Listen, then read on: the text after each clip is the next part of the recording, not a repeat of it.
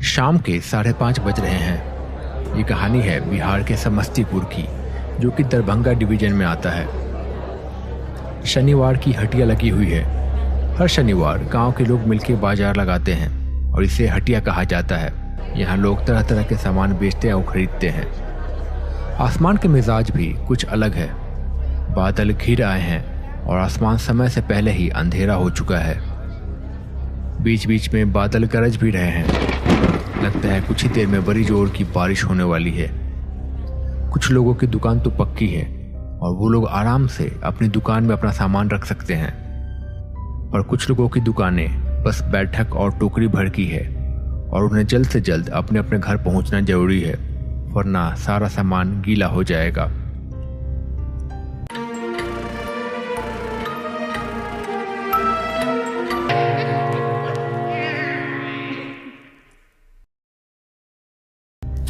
Sir पे टोकरा लिए हुए चुनचुन और भोला जल्दी जल्दी प्रकाश चाचा के पास आए। का हो चाचा, चलना नहीं है का? कुछ देर में बारिश आएगी, यही फंस गए तो सारा सामान खराब हो जाएगा। हाँ, चलना तो है ही, बस मैं भी समेट ही रहा था। जल्दी जल्दी निकल चलते हैं बारिश आने से पहले।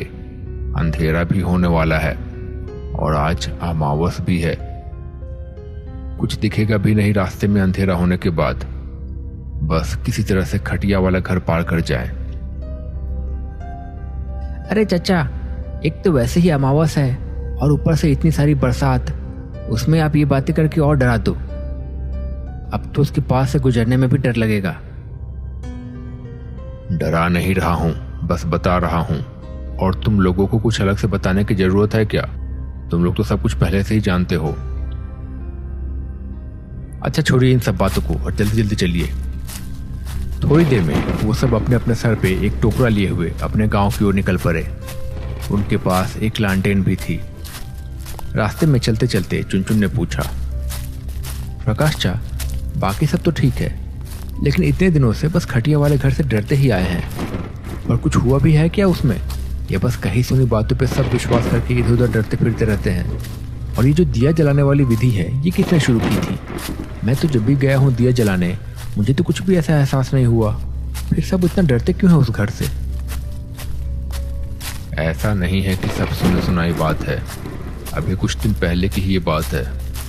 अपने गांव में शाम हो गई थी। गांव के 3 लोग शाम को बैठ के कुछ बात कर रहे थे। 3 लोग गांव में शाम को बैठ के बात कर रहे हैं। भाई, शाम होने वाली है, चलो आज हमारी बारी है, पता है ना? हाँ पता है, और मैं तो कब से तैयार हूँ। जितनी जल्दी हो सके चल के काम पूरा कर देते हैं। हाँ ठीक है, फिर चलो। दोनों धीरे धीरे गांव के पतले से रास्ते पे आगे बढ़े जा रहे हैं। रास्ता धूल से भरा हुआ है और आसपास घास है। शाम को धूल हवा में उड़ती जा रही है। धीरे धीरे गांव के घर खत्म होने लगे हैं और देखते ही देखते सारे घर पीछे छूट गए। अब बस पेड़ पौधे और घास ही दिखाई दे रहा है। कुछ दूर चलने के बाद वो लोग एक घर के पास पहुंचे। धीरे धीरे सूरज ढल चुका था, लेकिन अभी भी अंधेरा होने में समय था। उस घर के पास एकदम सन्नाटा था। गांव की चहल पहल पीछे छूट चुकी थी। उन दोनों ने घर के दोनों छोर से कुछ दूर आगे जाके एक एक दिया जलाया। दिया जलाते वक्त रुक रुक के वो घर की ओर देखे जा रहे थे। ऐसा लग रहा था जैसे वो किसी से नजरें चुरा रहे हों, पर वहां कोई नहीं था। उस घर में जंगल जमाया था, लटाए और न जाने क्या क्या। उस घर का दरवाजा लगा हुआ था, पर शायद समय की मार से लकड़ी का दरवाजा टूट चुका था और अंदर का आंगन दिख रहा था। और आंगन में दिख रही थी एक खटिया, यानी कि चारपाई। दिया जला लेने के बाद उन दोनों ने एक दूसरे को देखा और फिर जल्दी से अपने घर की ओर निकल पड़े। अभी भी अंधेरा नहीं हुआ था। जब वो दोनों गांव पहुंचे तो एक बच्चा, जो कि पहले आदमी का बेटा था, उसने बड़ी मासूमियत से पूछा, पापा, आप लोग कहाँ गए थे? कहीं नहीं बेटा, बस ऐसे ही कुछ काम से। बताओ ना पापा, कहाँ गए थे आप?